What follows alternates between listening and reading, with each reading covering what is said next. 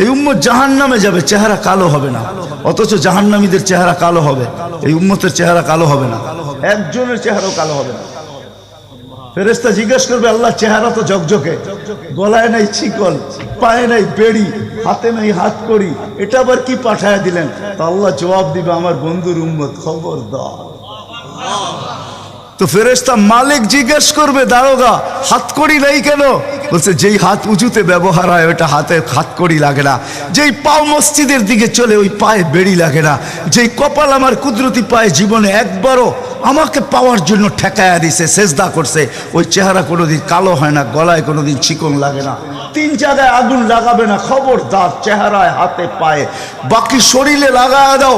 আগুনকে যখন মালিক হুকুম দিবে ধরার জন্য, আল্লাহ আমাদেরকে শিখায় দিবে, স্মরণ করায় দিবে, আমরা কলেমা পড়তে থাকবো। আগুন আসবে আর যাবে, আসবে আর যাবে, ধরবে না। একবার, দুইবার, 3বার হবে। মালিক কোরা চার্জ করবে, লাঠি চার্জ করবে, ধরিস না কেন? তো আগুন বলবে, লাইসালি সুলতানুন আলা মান ক্বালা লা ইলাহা ইল্লাল্লাহ মুহাম্মাদুর রাসূলুল্লাহ। এই কলেমা যে পড়ে তাকে ধরার ক্ষমতা আমার নাই।